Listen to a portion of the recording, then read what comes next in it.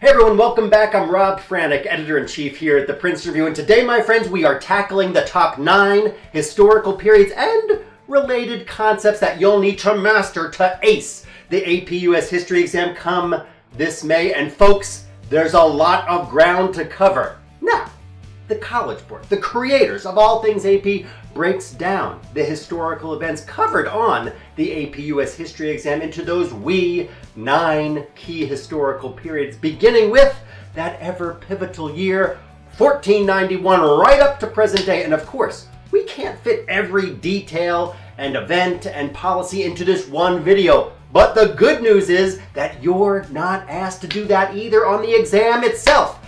Feel the benefits, my friends.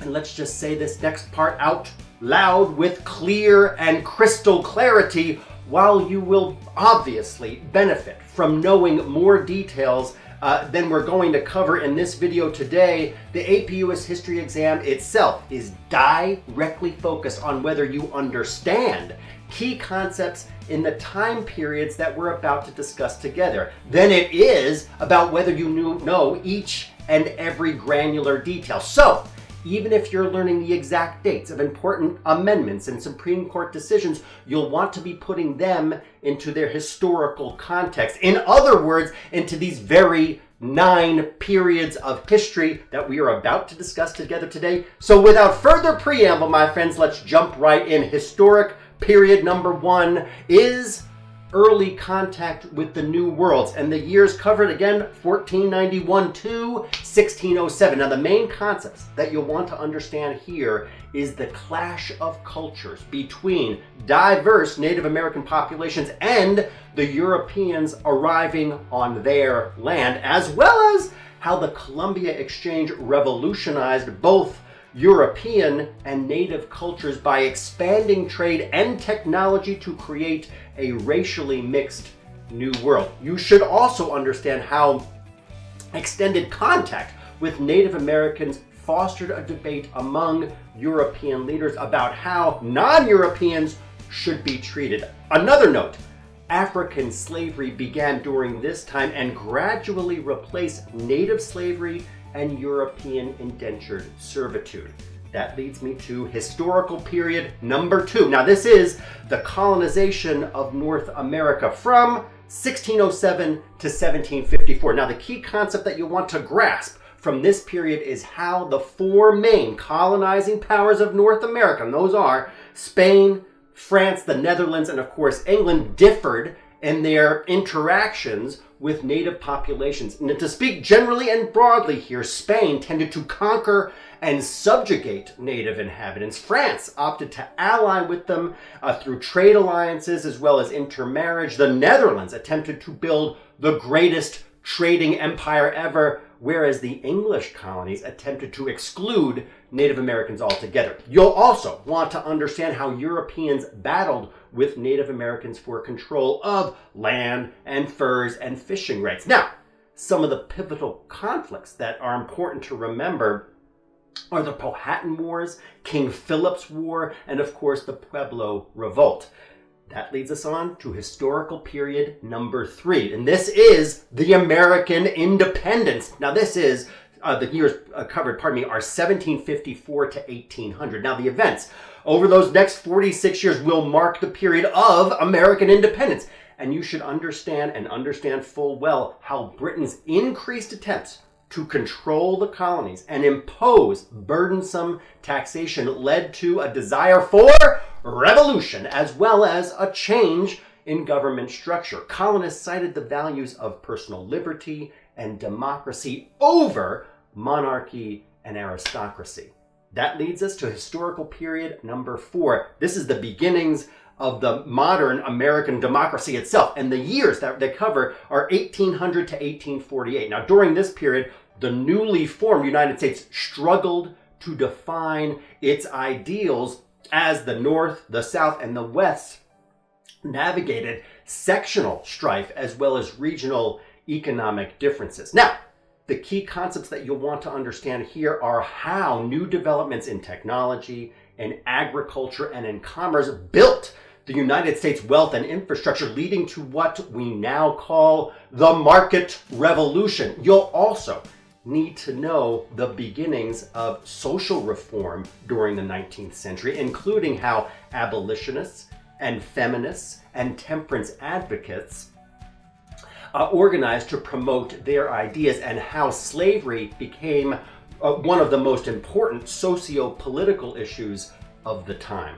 That leads us on to the next historical period, which is historical period number 5. That is the Civil War and Reconstruction. And the years covered are from 1844 to 1877. Now, this period is marked by the regional tensions over slavery, of course, and states' rights that led to the Civil War. And you'll want to have a firm grasp on the key battles there, which include the Battle of Antietam and, of course, the Battle of Gettysburg. You'll also want to have a solid understanding of the Reconstruction era itself. Now, it took the South many years to recover from the economic and the social upheaval of the Civil War, as well as the physical tolls that were rendered as well, to physically reconstruct southern towns and cities and property that had been destroyed during the war.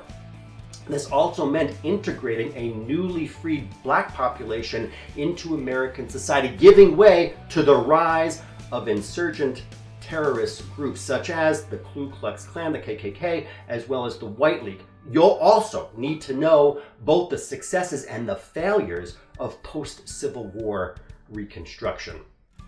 Friends, that moves us to historic period number 6. That is the Industrial Revolution. Now, this is years 1865 to 1898, that all-important year. And folks, there is a silly amount of stuff to cover in this period. Now, the last quarter of the 19th century is often called the Age of Invention due to the many technological advances that happened during this period, like Edison's light bulb, which generated a need for mass production and urbanization, leading to the Industrial Revolution. Now, in the North, factories and cities were developed to minimize manufacturing costs, which relied on cheap labor from children and from women and from immigrants. And large businesses also encountered little to no government regulation, which in turn sparked the creation of labor unions and social reform in response to government corruption as well as corporate abuse of power. Now, by contrast, in the South, agriculture continued to be the main industry. So you'll want to be well versed in sharecropping, the advent of Jim Crow laws, and the beginning of separate but equal. Now that's, of course, outright segregation established by the Supreme Court decision Plessy versus Ferguson in 1896. You should also know about developments in the West, including the growth of ranching and mining industries, along with railroad construction, leading us on to period number 7. And that historical period is the early 20th century. The most important concept to remember from this period is America's transition from a largely rural and agrarian society to urban industrialized society.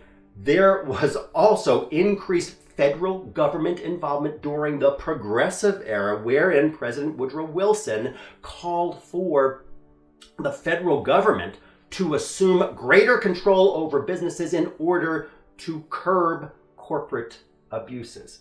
Now, America also became enmeshed in foreign conflicts. Study up on the foreign conflicts that led to World War I and also the aftermath of the war, including the rise of isolationism and anti-immigrant sentiment. Now, there are also some key congressional acts which you should familiarize yourself with that happened during this period. Number 1 on the list, the Espionage Act, and the second one is the Selective Service Act, and that's of 1917, as well as the establishment of the FBI, the Federal Bureau of Investigation.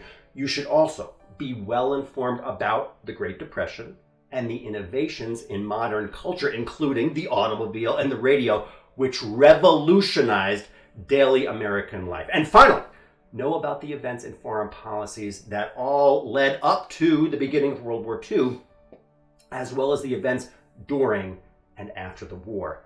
That leads us to historical period number 8, which is the post-war period and the Cold War. And again, friends, There is a confirmed ton to cover during this 35-year period, but the main concept is to focus on the aftermath of World War II. So study up on the Cold War between the US and the Soviet Union and the growing anti-communism sentiments that influenced foreign policy and gave rise to McCarthyism.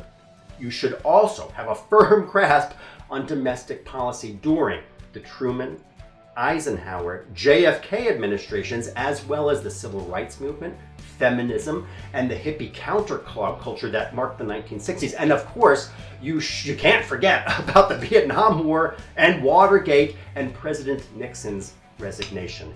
That leads us on to a historical period, 9th on the list, number 9. It is, of course, the 21st century. Now, the years here covered are 1980 to present day. And friends, the key things that you should focus on in recent history.